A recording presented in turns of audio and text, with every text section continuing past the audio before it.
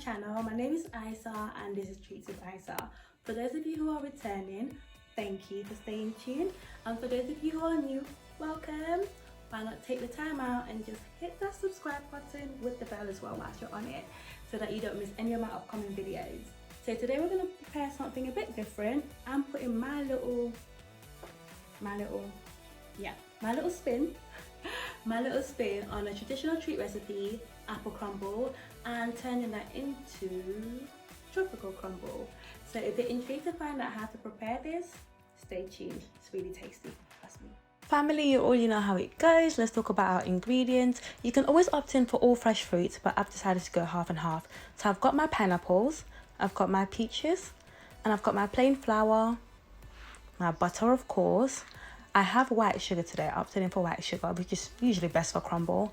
I've got the must-have for any crumble, Granny Smith apples, and of course nutmeg and cinnamon. You can't have a crumble without nutmeg and cinnamon.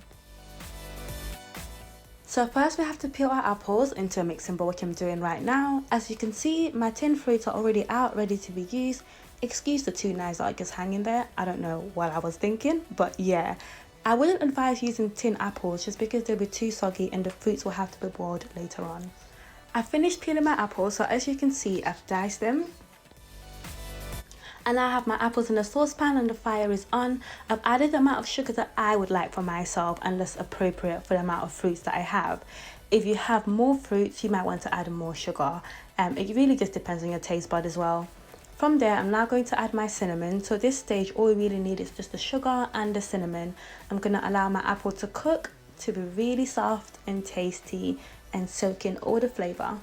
As you can see, it's bubbling up really well and it's time to add my other ingredients. I'm sure you can understand the reason the apple goes first, because it needs more time to cook, and the peaches and the pineapples are already soft, so we just need to just soak up some of that cinnamon and sugar syrup into our fruit as our base for our crumble.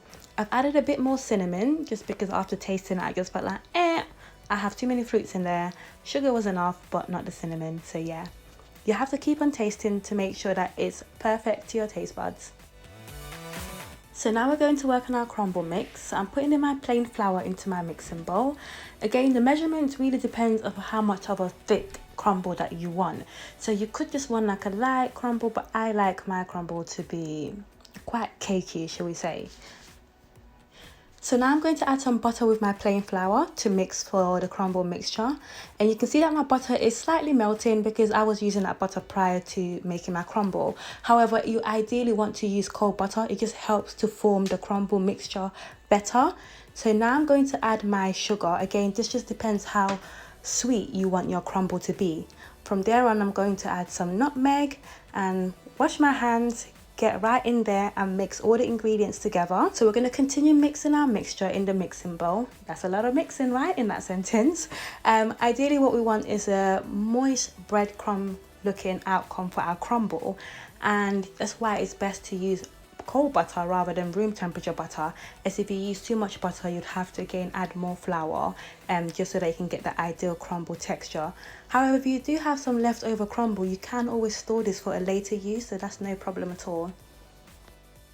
Family, you can see that our crumble mixture is looking really nice, and you can see also that moist breadcrumb look that I was mentioning earlier.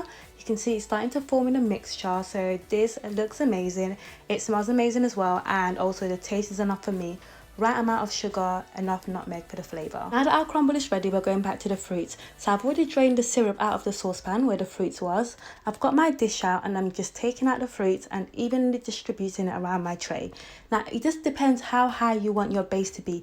Some people want a lot of fruit and just a bit of crumble on top there. Dish. However, I would like it 50-50, so I'm just going to evenly distribute my fruits around and then I'm going to add my crumble. Don't worry about the temperature of the fruits, that is still steaming hot, because it's going to go in the oven, so it doesn't make any difference whatsoever. Even if it cools down before you do this step, that's perfectly fine as well. It doesn't affect your crumble whatsoever. So that looks amazing, it's evenly distributed, it smells amazing as well. So now I'm going to apply my crumble on top of my base. So again, how much you apply just depends on your preference. You can make it as cakey as you want. Like I said, I prefer 50-50, half of each, equal base and equal crumble. Or you can make it as thin as you want. Again, you don't have to use all your crumble mixture in one go. You can always store it and keep it for another time. So now what I've done is I've added a bit more sugar and a bit more nutmeg. This is optional, and I'm just going to make sure that I spread it evenly across. Oven has already been preheated, so I'm going to put the crumble in there for 30 to 40 minutes on a 350 degrees oven. Keep an eye out on it until it's nice and golden. Yum. Okay, so it's time to dig in now. Let's get ourselves a slice, a little piece.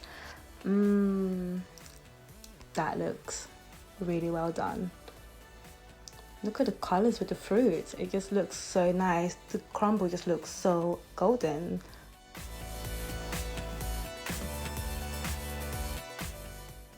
Okay, usually I would have my crumble in a bowl, but I wanted you guys to see what I was looking at and what I was about to tuck into. I'm going to go with custard. You can always have crumble with ice cream, fresh cream, whipped cream. It's entirely up to you, but to me, nothing like warm custard. Now family, I'm sure you don't want to hear the food noises that this treat had me making. It was just so amazing, so mouth-watering good. I just love it. This is one of my top 5. I know I keep mentioning, oh, I love this treat, but tropical crumble, it really bangs. If you don't want to have all the extra pineapple and peaches, you can do the normal traditional apple crumble. It's prepared exactly the same way, and you can just follow the recipe and just not add the extra fruits. Same thing, same great taste, I promise you.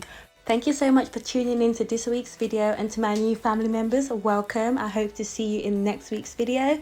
Take care everyone, have a blessed weekend. Bye.